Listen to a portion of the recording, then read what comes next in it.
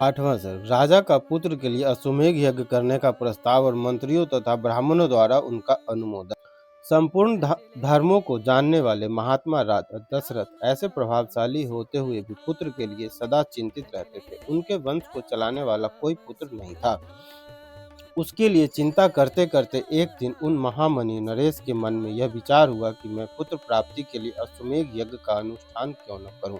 अपने समस्त शुद्ध बुद्धि वाले मंत्रियों के साथ परामर्श पूर्वक यज्ञ करने का ही निश्चित विचार करके उन महातेजस्वी बुद्धिमान एवं धर्मात्मा राजा ने सुमंत्र से कहा, मंत्रीवर, तुम मेरे समस्त गुरुजनों एवं पुरोहितों को यहाँ शीघ्र बुला लो।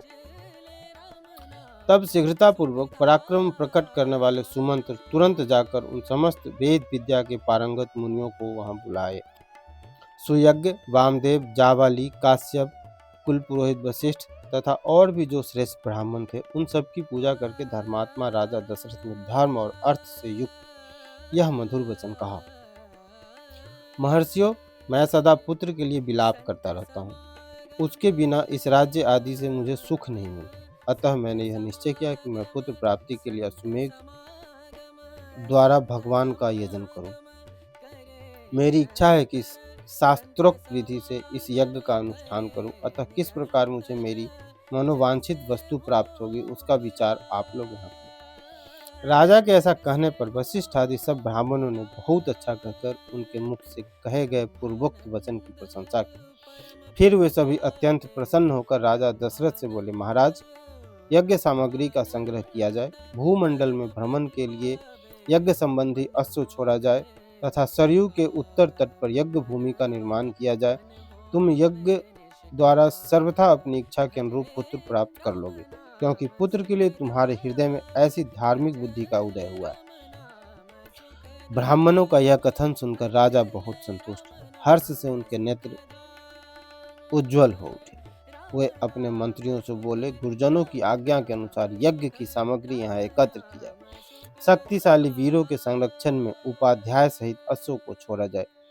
सरयू के तट पर यज्ञ भूमि का निर्माण हो। शास्त्रोक्त विधि के अनुसार क्रमशः शांति कर्म का विस्तार किया जाए।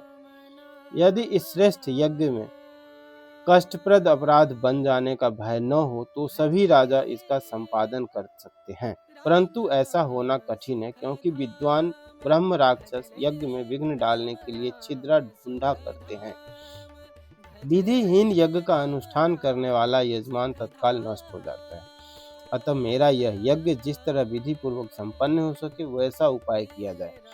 तुम सब लोग ऐसे साधन प्रस्तुत करने में समर्थ हो। राजा के द्वारा सम्मानित हुए समस्त मंत्री पूर्ववत उनके वचनों को सुनकर बोले, बहुत अच्छा, ऐसा ही होगा।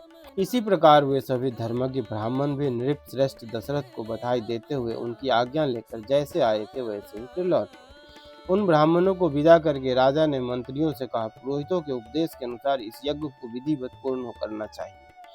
वहां उपस्थित हुए मंत्रियों से ऐसा कहकर परम बुद्धिमान नृपश्रेष्ठ दशरथ उन्हें विदा करके अपने महल में चले। वहां जाकर नरेश ने अपनी प्यारी पत्नियों से कहा, देवियों, दीक्षा ग्रहण करो, मैं पुत्र के लिए यज्ञ करूंगा। उस मनोहर वचन से उन सुंदर कांति वाली रानियों के मुख कमल वसंत ऋतु में विकसित होने वाले पंकजों के समान खिल उठे और अत्यंत शोभा पाने लगे।